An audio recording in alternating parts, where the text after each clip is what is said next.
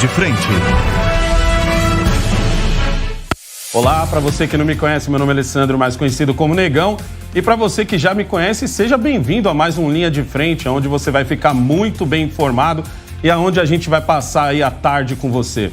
Hoje aqui ao meu lado estão Pietra Bertolazzi, Eliana Passarelli, Joel Pinheiro e Paulo Bonfim. E hoje a gente vai começar aqui, faltando 5 dias para as eleições. Quem diria, hein? Tá cada vez chegando mais próximo. Aí a gente que está nesses 4 anos em cima dessa peleja aí, foram apresentadas algumas propostas suficientes que convençam os eleitores. A pré-eleição deste ano aconteceu de um jeito diferente. Mas eu queria começar com o Paulo que é especialista aqui em marketing político. Paulo, sinceramente, estamos vendo algumas propostas nessas eleições, porque tirando o Ciro Gomes, esse pode bater o martelo dizendo que está trabalhando com propostas, o resto dos candidatos ou está trabalhando com o que fez nos últimos 4 anos, que é o caso do Bolsonaro, ou, no caso do Lula, está voltando lá há 16 anos atrás. O que a gente pode esperar nesses próximos 5 dias para que alguém se toque e comece a falar mesmo de propostas? Olha, Negão, eu acho que aqui no Brasil, nessas eleições principalmente, a gente não teve um período pré-eleitoral. Acho que a gente continuou a eleição durante todo o mandato do Bolsonaro, praticamente. Então, eu tô vendo que essas eleições, principalmente, elas estão sendo muito pautadas pelo medo. O medo do que o outro pode fazer e não pelas propostas que cada um tem. Como você bem disse, o Ciro Gomes é o único que apresentou projetos viáveis até agora. Bolsonaro mostra tudo que o Lula pode trazer de ruim se ele voltar ao poder, e o Lula mostra tudo que o Bolsonaro pode trazer de ruim se ele continuar no poder. Então a eleição está sendo pautada muito no medo do que o outro pode fazer. Eu vejo que, principalmente nesse momento eleitoral, as pessoas deveriam tentar se informar um pouco mais sobre propostas, mas está bem difícil, já que os candidatos não estão falando muito disso. Estão batendo mais em cima do medo de cada pessoa, de cada eleitor. Certo. Beleza. Joel, eu queria entender o seguinte. A gente acabou aqui de falar do Ciro Gomes. O Paulo tem uma opinião sobre o Ciro Gomes, de que ele está trazendo as propostas, mas assim, algumas até a gente pode dizer que estão um pouco exageradas. Eu acho que até a do renda mínima dele, que pega muito do que o Eduardo Suplicy falava, eu já acho um pouco exagerado, mas eu queria entender de você o seguinte, não só isso, mas também essa coisa dessa marinização, eu vou chamar assim, certo? Que o PT está fazendo agora com o Ciro Gomes. Por que marinização, para quem não entendeu o termo, é aquilo que o PT fez com a Marina quando ela estava concorrendo contra a Dilma, está fazendo a mesma coisa com o Ciro Gomes, que é, se você não está comigo, você não presta. O que você acha disso para esses 5 dias agora? Cara, eu acho uma coisa muito interessante. A gente tem... Verdade, o Ciro Gomes é o que mais trouxe as propostas dele. Mas mesmo na campanha dele, o que mais aparece não são essas propostas, né? Ele fala, vou perdoar a dívida de não sei quem. Primeiro, a pergunta, é possível perdoar a dívida de todo mundo? Tem esse dinheiro? Ninguém está discutindo muito detalhe, porque é um negócio meio frágil ali também, né? O que mais aparece do Ciro Gomes são os ataques. Eu tenho visto mais o Ciro Gomes batendo no Lula e no Bolsonaro também, mas acho que na última semana, ou nas últimas 2 semanas, ele pegou mais no Lula, focou mais no Lula até, do que o contrário, do que o PT batendo no Ciro. Eu acho até que o debate que teve com todos os candidatos lá atrás, mais de um mês atrás, que o Lula até estendeu, né, uma mão pro Ciro, o Ciro falou, não, nada disso, foi pro ataque de vez. É a estratégia dele. A gente não tem muita proposta sendo discutida nessa eleição. Isso é um fato. Nenhum candidato está trazendo muita proposta. Não seria bem melhor uma eleição assim? Eu acho que deveria... a gente pudesse jogar na mesa a proposta de cada um e falar, essa sua proposta é exagerada, essa sua proposta é irreal? Seria um elemento a mais. Mas eu também acho que a eleição não é só sobre proposta, sabe? Porque, primeiro, eu voto num candidato, Bolsonaro, a proposta dele lá atrás, eu sou contra o Centrão. Você acha, então ele vai ser contra o Centrão na hora de governar, né? Acabou sendo o exato oposto. Dilma, eu não vou fazer ajuste de gasto, eu vou gastar mais. Daí foi eleita, botou o ministro ali que ia tentar controlar os gastos. Então, o candidato ele pode defender uma proposta e ele pode, se ele quiser, fazer o exato oposto no mandato. E não tem nada de ilegal nisso, é o direito dele fazer isso se ele quiser. Por quê?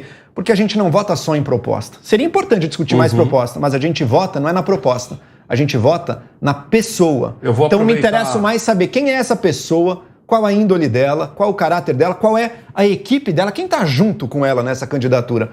Tudo isso acho que dá para a gente discutir já. Eu vou aproveitar essa sua fala, certo? Porque eu já tenho uma opinião um pouco divergente, mas eu acho que a Pietra vai ter uma opinião mais parecida com a minha. Pietra, como o Bolsonaro teria governado sem a ajuda do Centrão e sem dar um golpe?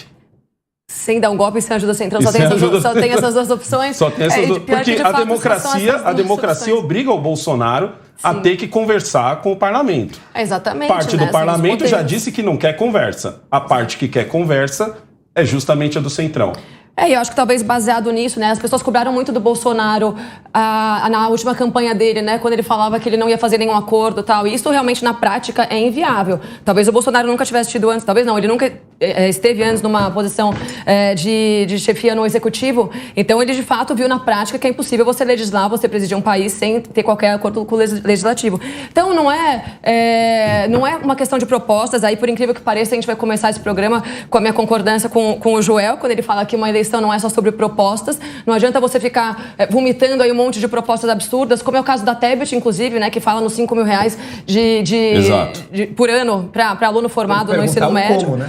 Como, da onde, né? Da onde vem esse dinheiro? Porque é muito fácil ficar vomitando aí um monte de propostas. Essa é possível. Bom, enfim, talvez seja possível, mas é moral, né? Será que o nosso dinheiro precisa ser usado para isso agora? E eu acho que mais do que propostas, o Bolsonaro, a campanha dele toda é baseada em ações, né? Em valores, principalmente. O valor principal do governo dele foi a liberdade, que é o exato extremo oposto do que o Lula sempre defendeu e do que a gente está vendo a esquerda fazendo hoje, né? Que a gente sabe que a esquerda está dominando o STF e outras instituições que estão cerceando as nossas liberdades mais básicas. Então, é uma questão de valores. A gente tem que se pautar principalmente por isso. O que vai guiar a tua decisão ao voto? É o valor, é a liberdade ou é a ditadura? Eu acho que essa é a questão agora. Eliana, eu quero perguntar para você, aproveitar que você é procuradora de justiça. Assim, eu quero acreditar que o TSE, ele não é partidário. Mas, sinceramente, está difícil de acreditar nisso, Eliana, porque são muitas coisas que estão acontecendo só para um lado. Eu entendo que são pessoas que pedem isso e o TSE, ele meio que vê se é viável ou não. Você vê você vê essa proximidade, vamos dizer assim, do TSE em cima, por exemplo, do presidente Bolsonaro, mais do que dos outros candidatos? Sim. Principalmente nesses próximos 5 dias? Eu vejo e vejo mais. Vejo os partidos, né, se unindo em relação a representações, em relação ao que vai se colocar na pauta para impugnar, entre aspas, né, as eleições, impugnar campanhas, por exemplo. Não há o menor sentido da impugnação da motociata, enfim, não lembro exatamente, do Bolsonaro no dia 7 de setembro, quando ele acaba de fazer, né, o discurso político, o discurso dele como presidente da República, sai de lá e vai para o Rio de Janeiro como candidato. E ali ele tem outra manifestação, e agora todo mundo resolveu que também não pode usar verde e amarelo, né, azul e branco. Tem gente pelo país sendo multado. Então. Até por apoiar o Bolsonaro. Então, e a essa altura, quer dizer, o que você tem, né? Você tem uma censura real. E uma censura real em relação a coisas que normalmente a gente aceita nas campanhas, em todas as campanhas, né? Que é o indivíduo trabalhando, o indivíduo quando fez uma inauguração, quer dizer... Mas do ponto de vista jurídico, faz sentido o que o TSE está fazendo? Não, nenhum sentido. Não faz sentido? Não, nenhum sentido. O TSE, ele é um órgão fiscalizador exatamente do que está no Código Eleitoral, ponto. Certo. Né? Ele, inclusive, não pode tratar da moral média. Por quê? Porque a gente não está falando em moral, a gente está falando em lei. A gente está falando, né, se o indivíduo é imoral, mas não é ilegal, dane-se. A gente não está aí para colocar a moralidade no meio das eleições. A gente está para colocar questões de natureza prática.